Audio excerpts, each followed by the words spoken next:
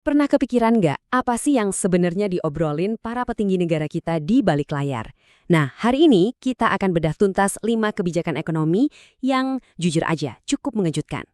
Semuanya terungkap dari sebuah debat panas yang bisa jadi penentu arah ekonomi Indonesia ke depan. Oke, jadi ini bukan sekedar diskusi biasa yang bikin ngantuk ya. Debat ini tuh kayak panci presto yang akhirnya kebuka dan isinya, wow, benar-benar mengungkap adanya pergeseran taktis yang fundamental dalam cara negara kita mengelola ekonominya. Oke, yang pertama, ini langsung ngelawan pakem lama loh. Coba pikir deh, kalau ekonomi lagi seret, biasanya pemerintah ngapain? Nah, gagasan yang muncul ini justru sebaliknya. Nah, ini yang namanya kebijakan kontrasiklus. Gampangnya gini, pas ekonomi lagi jatuh, ya jangan malah dihajar pakai beban pajak yang tinggi. Justru sebaliknya, harus dibantu, harus dikasih stimulus. Logis kan? Kutipan ini ngena banget.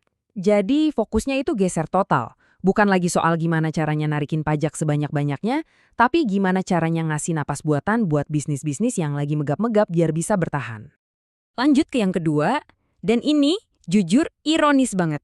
Ternyata masalah kita itu bukan nggak ada duit, tapi duitnya ada banyak banget malah, cuma tidur aja di rekening pemerintah daerah.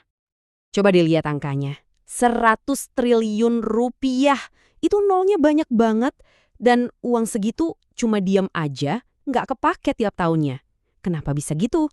Nah, ini penyakit lama. Birokrasi takut kalau awal tahun nanti nggak punya cash. Terus solusinya gimana? Ada 2 jurus nih yang mau dikeluarin. 1, transfer dari pusat dijamin bakal dipercepat di awal tahun. 2, pemdanya diedukasi biar lebih pede buat membelanjakan anggarannya. Intinya cuma satu, duitnya harus kerja buat rakyat, jangan cuma ngendap di bank.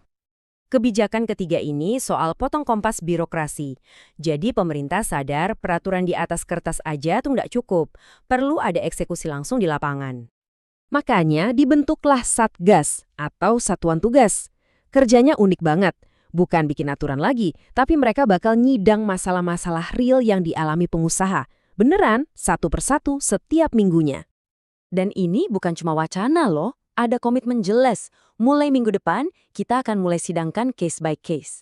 Ini nunjukin ada rasa urgensi, ada keinginan kuat biar kita nggak ketinggalan lagi dari negara tetangga kayak Vietnam.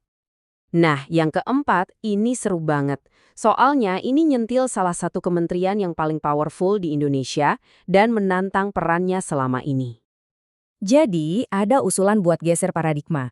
Kementerian Keuangan itu jangan cuma jadi mandor yang tugasnya motongin anggaran aja, tapi harus naik kelas jadi arsitek program. Mestiin tiap rupiah yang keluar itu benar-benar ngasih dampak maksimal buat ekonomi.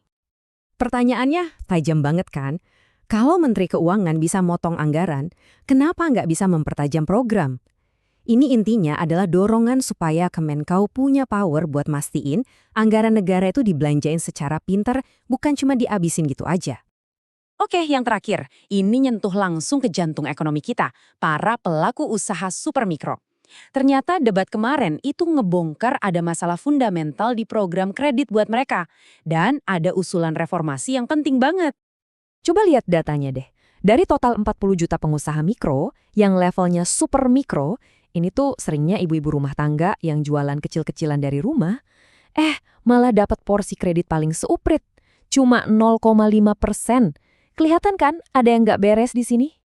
Nah, solusinya aturannya dirombak total. Aturan lama yang kaku dibuang.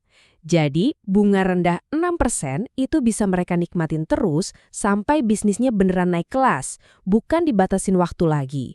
Ini baru namanya ngasih kesempatan yang fair buat mereka tumbuh.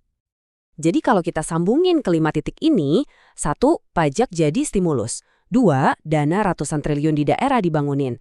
3, ada satgas buat beresin masalah bisnis. 4, peran Kemenkeu diperkuat. Dan 5, KUR direformasi buat yang paling kecil. Kelihatan kan benang merahnya? Ini semua nunjukin adanya pergeseran. Dari yang tadinya cuma perencanaan tingkat tinggi, sekarang jadi lebih taktis, lebih responsif, lebih turun tangan. Pertanyaan besarnya sekarang adalah, apakah Indonesia benar-benar bergerak ke arah sana dan siap untuk perubahan fundamental ini? Hanya 3% penonton yang like share video penting seperti ini. Jadilah bagian dari 3% yang paham dan membantu teman Anda supaya paham. Komen kebijakan mana yang paling berdampak untuk bisnis Anda. Subscribe untuk update eksklusif berikutnya.